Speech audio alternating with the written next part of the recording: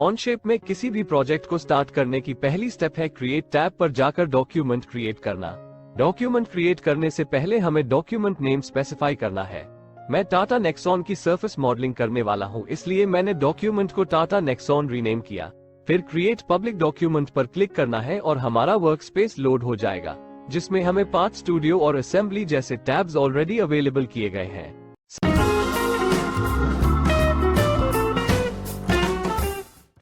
Surface modelling करने के लिए रेफरेंस इमेजेस का होना जरूरी है।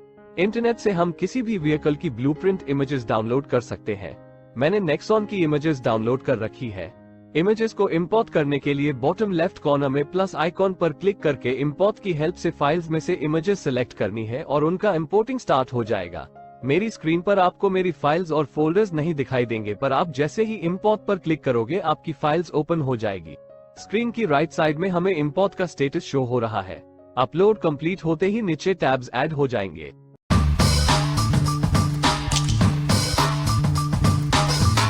वर्कस्पेस के डिफॉल्ट यूनिट्स इंचेस में होते हैं।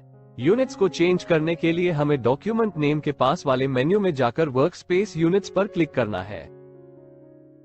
वर्कस्पेस यूनिट्स में हम लेंथ के लिए मिलीमीटर्स, एंगल के लिए डिग्री और मास के लिए किलोग्राम्स चूज करेंगे।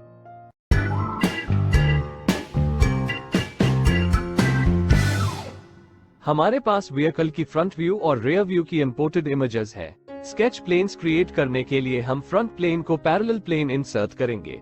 पहले प्लेन को हम 1995 मिलीमीटर्स पर इंसर्ट करेंगे। दूसरे प्लेन को हम 1732.815 मिलीमीटर्स ऑपोजिट डायरेक्शन में ऐड करेंगे। प्लेन 2 पर हम व्हीकल की बैक व्यू इमेज इंसर्ट करेंगे, तो मैं इसे रीनेम कर देता हूं ताकि आगे चलकर हम इसका आसानी से उपयोग कर सके।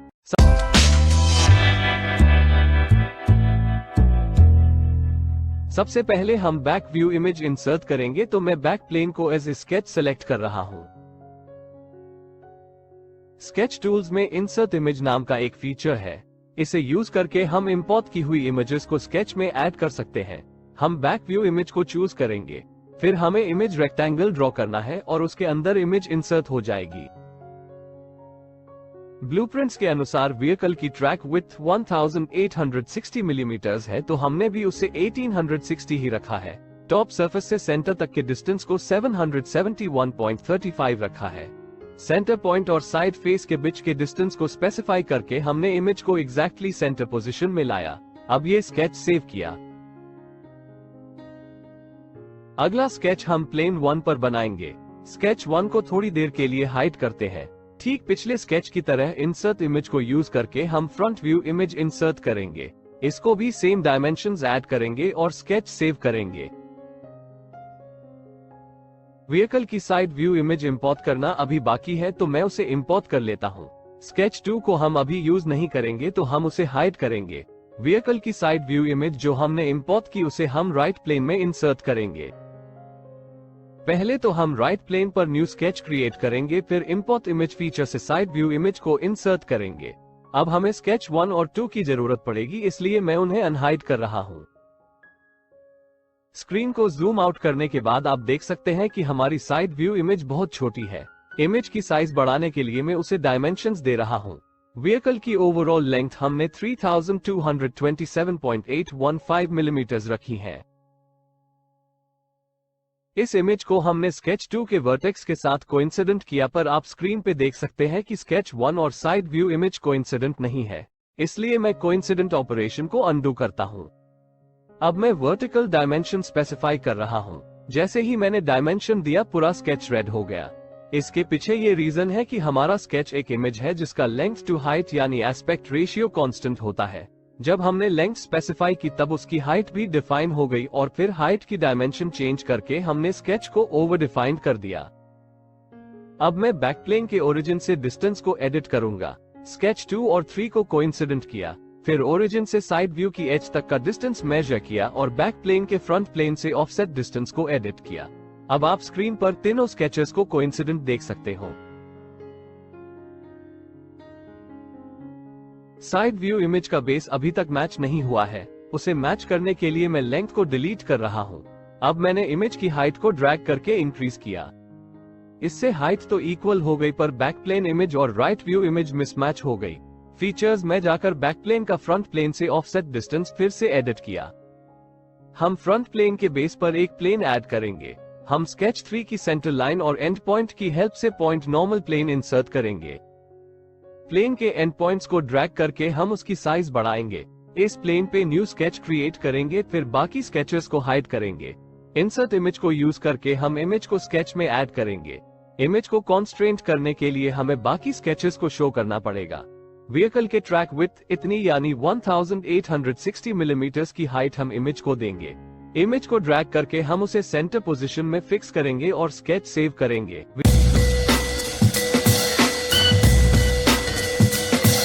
व्हीकल की सरफेस मॉडलिंग करने के लिए 3D स्केच को ड्रॉ करना जरूरी है। हमारे पास व्हीकल की इंपोर्टेड इमेजेस है, जिनकी हेल्प से हम पहले एक प्लेन पर 2D स्केच ड्रॉ करेंगे, फिर उसके प्रोजेक्शन को दूसरे प्लेन पर स्केच करेंगे और प्रोजेक्टेड कर्व को यूज करके हम 3D कर्व ड्रॉ करेंगे। स्केचिंग को हम राइट प्लेन से स्टार्ट करते हैं। व्हीकल की कर्व्स को स्प्लाइन से एक्यूरेटली ड्रॉ किया जा सकता है। मैंने स्प्लाइन को कर्व के अलोंग ड्रॉ किया। कर्व्स के इंटरसेक्शन से ही स्केच को स्टार्ट और स्टॉप किया, क्योंकि वहां से हमें बाकी की कर्व्स निकालने के लिए रेफरेंस पॉइंट चाहिए। अब ये स्केच सेव कर लिया। अब हम टॉप प्लेन पर स्केच बनाएंगे। स्क्रीन पर कर्सर से मैं जो कर्व शो कर रहा हूँ वो पिछले स्केच का टॉप व्यू में प्रोजेक्शन है, जिसके अलोंग हमें स्केच ड्रॉ करना है। तो मैं टॉप प्लेन पे न्यू स्केच क्रिएट कर रहा हूँ। इस स्केच में भी हम स्प्लाइन को यूज करेंगे। ठीक पिछले स्केच की तरह कर्व के अलोंग स्केचिंग करेंगे और स्केच सेव करेंगे। अब हम प्रोजेक्टेड कर्व इस स्केच टूल का उपयोग करेंगे। अगर स्क्रीन पर कोई टूल विजिबल ना हो तो उसे टॉप राइट कॉर्नर में दिए हुए सर्च टूल्स टैब से इजीली फाइंड किया जा सकता है। एक बार सर्च करने के बाद वो टूल ऑटोमेटिकली स्क्रीन पर ऐड हो जाएगा। प्रोजेक्टेड कर्व को यूज करते वक्त दो स्केचेस को एज एन इनपुट देना पड़ता है। फर्स्ट स्केच बॉक्स में पहला स्केच और सेकंड स्केच बॉक्स में दूसरा स्केच ऐड करना होता है। ये दोनों स्केचेस एक दूसरे के म्यूचुअली परपेंडिकुलर प्लेन्स में प्रोजेक्शंस होने चाहिए, तभी यह कमांड एग्जीक्यूट होती है। स्केच 5 को फर्स्ट स्केच और स्केच 6 को सेकंड स्केच चूज किया और हमें हमारी पहली प्रोजेक्टेड कर्व मिल गई। अब स्क्रीन पर कर्सर से मैं जो कर्व शो कर रहा हूँ उसे हम ड्रॉ करेंगे। पहला स्केच राइट प्लेन पे निकालेंगे। प्रोजेक्टेड कर्व 1 के एंड पॉइंट को स्केच में यूज करेंगे, फिर स्प्लाइन से कर्व के अलोंग स्केचिंग करेंगे और जहां कर्व्स इंटरसेक्ट हो रही है वहां स्प्लाइन को स्टॉप करेंगे। इस तरह हम स्केच सेव कर लेंगे। अगला स्केच हम टॉप प्लेन पर ड्रॉ करेंगे। यहाँ पर भी हम प्रोजेक्टेड कर्व 1 के एंड पॉइंट को यूज करेंगे और फिर स्प्लाइन कर्व से स्केच बनाएंगे। मैं स्केच को सेव करूंगा और प्रोजेक्टेड कर्व टूल चूज करूंगा। फर्स्ट स्केच में स्केच 7 और सेकंड स्केच में स्केच 8 को सिलेक्ट किया और हमें हमारी दूसरी प्रोजेक्टेड कर्व मिल गई। जो प्रोजेक्टेड कर्व हमने ड्रॉ की है वो शॉर्ट है, तो मैं स्केच 8 को एडिट करके स्प्लाइन को एक्सटेंड कर देता हूँ। जैसे ही मैंने स्केच 8 को एडिट किया, प्रोजेक्टेड कर्व भी एक्सटेंड हो गई। जहाँ पर प्रोजेक्टेड कर्व 2 एंड हुई, उसी पॉइंट से हम थर्ड कर्व ड्रॉ करेंगे। हमारी थर्ड कर्व राइट व्यू से हॉरिजॉन्टल दिखाई देती है, तो उसका प्रोजेक्शन हमें टॉप व्यू से दिखेगा। राइट और टॉप प्लेन में यूज और स्प्लाइन टूल से हम स्केचेस ड्रॉ करेंगे। अब इनसे प्रोजेक्टेड कर्व ड्रॉ करेंगे। हमारी fourth projection curve right view से वर्टिकल दिखाई देती है, तो उसका प्रोजेक्शन हमें फ्रंट व्यू में मिलेगा। इस बार राइट और फ्रंट प्लेन पर स्केचेस निकालेंगे और उनसे हमें हमारी फोर्थ कर्व मिल जाएगी। आगे की कर्व राइट व्यू से हॉरिजॉन्टल दिखती है, तो मैं राइट और टॉप प्लेन पे स्केचिंग करूंगा। इन दोनों स्केचेस को यूज करके हमें हमारी प्रोजेक्टेड कर्व मिल जाएगी। अगले स्केच को ड्रॉ करने के लिए मैं पिछले कर्व का एंड पॉइंट यूज कर रहा हूं, फिर मैं स्प्लाइन से कर्व के अलोंग स्केच करूंगा। स्केच को सेव करके फ्रंट प्लेन पे न्यू स्केच क्रिएट करूंगा। इन दोनों स्केचेस को हम प्रोजेक्टेड कर्व 6 में यूज करेंगे। आगे की कर्व हॉरिजॉन्टल है, तो हम राइट प्लेन और टॉप प्लेन पे स्केचिंग करेंगे और प्रोजेक्टेड कर्व 7 में इनका उपयोग करेंगे। स्केच 19 को हम ऊपर से स्टार्ट करेंगे। धीरे धीरे मैंने स्प्लाइन टूल से पिछली कर्व के एंड पॉइंट तक कर्व स्केच की। अब स्प्लाइन टूल से एस्केप किया और स्केच सेव कर लिया। हम जो कर्व ड्रॉ कर रहे हैं वो राइट व्यू से वर्टिकल दिखती है, तो उसका प्रोजेक्शन फ्रंट व्यू में दिखेगा। इसलिए मैं फ्रंट प्लेन पे न्यू स्केच क्रिएट करता हूँ। हम प्रोजेक्टेड कर्व 1 और 7 के एंड पॉइंट्स को स्केच में यूज करेंगे और उन्हें स्प्लाइन टूल से कनेक्ट कर देंगे। स्केच को सेव करेंगे और प्रोजेक्टेड कर्व टूल चूज करेंगे। इस कर्व को बनाने के लिए हम स्केच 19 और 20 को यूज करते हैं। अभी भी हमारी जियोमेट्री क्लोज नहीं हुई, जिसे कंप्लीट करने के लिए मैं राइट और टॉप प्लेन पे स्केचेस ड्रॉ कर रहा हूँ। पहले तो एंड पॉइंट्स को स्केच में यूज करूंगा, फिर उन्हें स्प्लाइन से कनेक्ट करूंगा। स्केच 21 और 22 को यूज करके कर्व ड्रॉ करूंगा। अब आप स्क्रीन पर देख सकते हैं कि हमें एक क्लोज स्केच मिल गया है।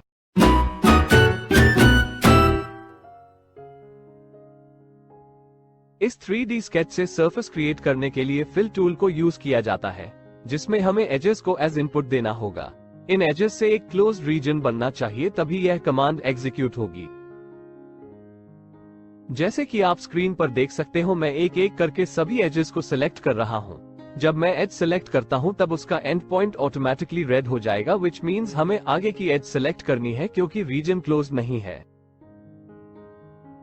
हमने सभी एजेस सिलेक्ट की, फिर भी कमांड एग्जीक्यूट नहीं हुई। वह इसलिए क्योंकि हमने काफी ज्यादा सिलेक्शंस किए हैं, जिसकी वजह से कंटिन्यूटी रिक्वायरमेंट बढ़ गई। सभी modelling software high continuity requirement की वजह से सरफेस क्रिएट नहीं कर पाते, तो फिर हमें इस रीजन को सब रीजन्स में डिवाइड करना पड़ेगा। का के डॉ पर जो ब्लैक स्ट्राइप है उसे मैं एक्सटेंड करूंगा।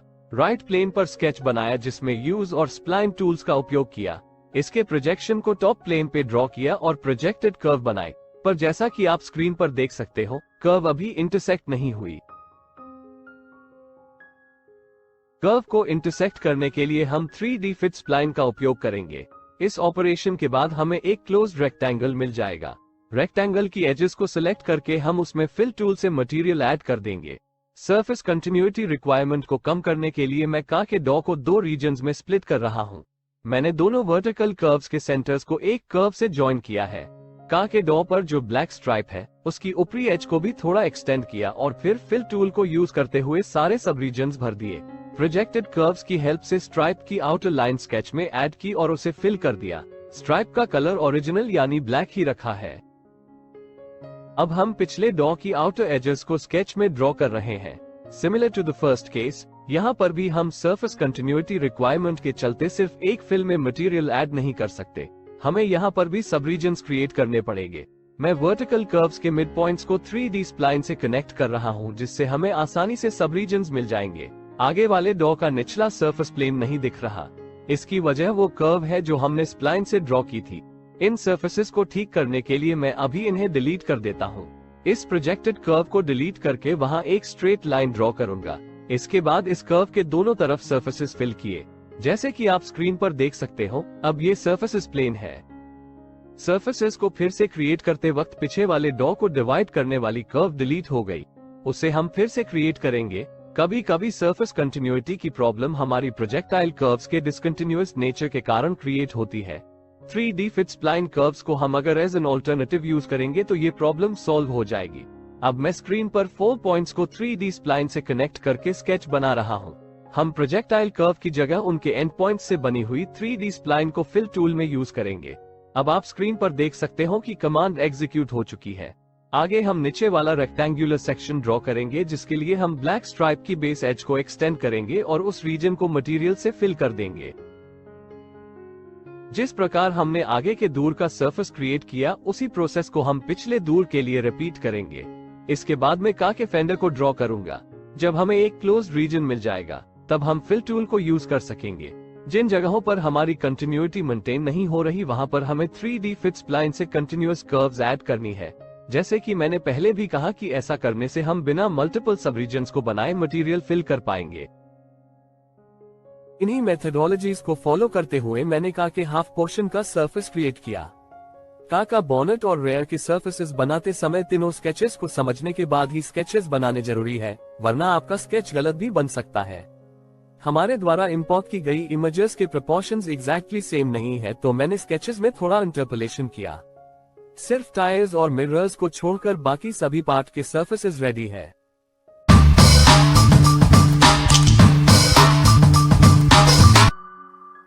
टायर्स का स्केच हम राइट प्लेन से कुछ डिस्टेंस ऑफसेट पर क्रिएट करेंगे।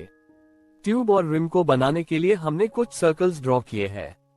एक स्पोक का स्केच बनाकर उसे एक्सट्रूड कर दिया, फिर सर्कुलर पैटर्न फीचर से उसकी कॉपीज बनाई।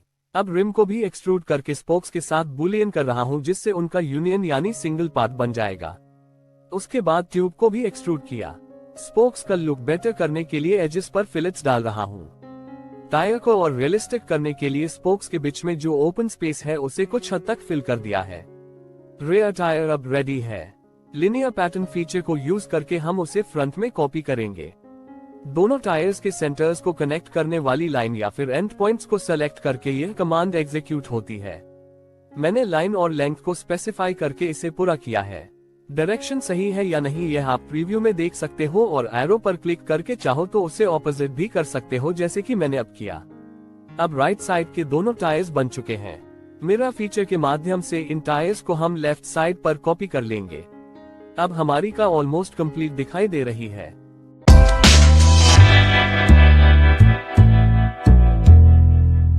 लोगोज और नेक्सॉन के नेम को ऐड करने के लिए हमें सरफेस में कुछ चेंजेस करने होंगे, जैसे कि हम बोनेट के आगे वाले सरफेसेस को डिलीट करके उनका एक सिंगल सरफेस बनाएंगे, जिससे लोगो को सेंटर में विजुअलाइज करना इजी हो जाएगा। अब हम लोगो बना सकते हैं। मैंने लोगो की इंटरनेट से इमेज डाउनलोड करके उसे करंट डॉक्यूमेंट में इंपोर्ट किया है। स्क्रीन पर दिखाई देने वाली इमेज मैंने अभी अभी इंपोर्ट की है। इसमें टाटा का लोगो और नेक्सॉन के नाम का फॉन्ट अवेलेबल है। टाटा के लोगो को बनाने के लिए पहले तो प्लेन ऐड करना होगा जिस पर स्केच किया जा सके। जिस सरफेस पर लोगो ऐड करना है उसके कोई भी 3 पॉइंट्स को यूज करके हम प्लेन डिफाइन कर सकते हैं। आपको बस यह एंश्योर करना होगा कि वह 3 पॉइंट्स को लिनियर ना हो।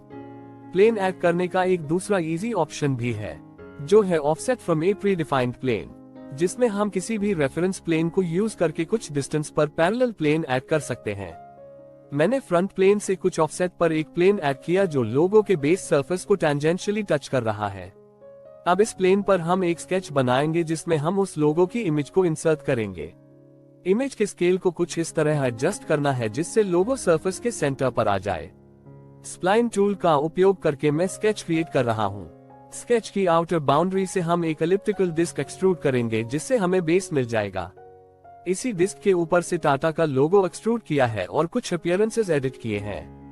नंबर प्लेट के लिए भी एक सिंगल फेस बनाया। पिछली मेथोडोलॉजी को ही फॉलो करके एक प्लेन ऐड किया, उस पर स्केच बनाया और इमेज इंसर्ट की। प्लेट को बनाने के लिए सरफेस के ऊपर एक रेक्टेंगुलर बॉक्स को एक्सट्रूड किया, फिर उस पर नेक्सॉन का नाम क्रिएट करके कलर ब्लैक रखा है। इसी तरह बैक साइड पर भी लोगो और नंबर प्लेट ऐड कर दिए हैं।